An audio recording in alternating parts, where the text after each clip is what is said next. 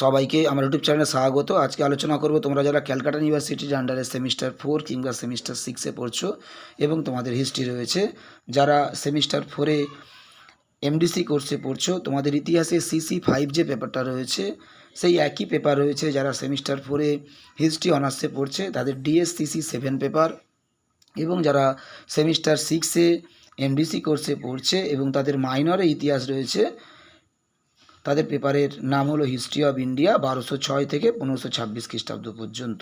অর্থাৎ semester 4-এর DSCC7 অনার্সের এবং এমডিসি কোর্সের সেমিস্টার 4-এর CC5 এবং সেমিস্টার 6-এর এমডিসি কোর্সের মাইনর পেপার MN5, এই তিনটে পেপারই কিন্তু একই পেপারের নাম হলো হিস্ট্রি অফ ইন্ডিয়া 1206 থেকে 1526। এই পেপার থেকে তোমাদের আজকে ভিডিওতে একটা গুরুত্বপূর্ণ প্রশ্নের উত্তর দেব, তোমরা প্রথম থেকে শেষ পর্যন্ত দেখতে থাকো। CC5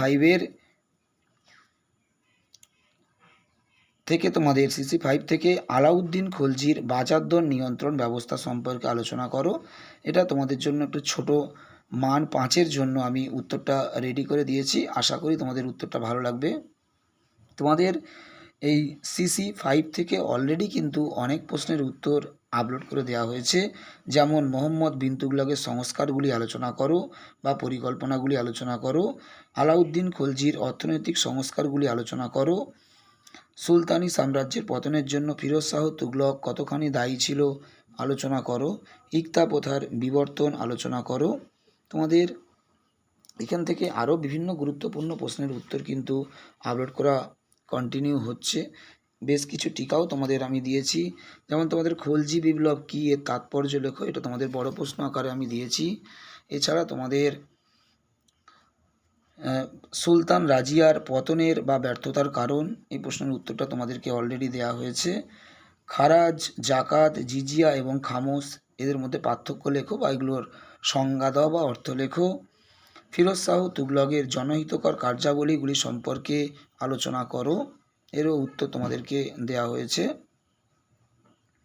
আজকে ভিডিওতে তোমাদেরকে আলাউদ্দিন খলজির বাজার দর নিয়ন্ত্রণ ব্যবস্থা সম্পর্কে আলোচনা করো, এই উত্তর তোমাদেরকে দেয়া হচ্ছে।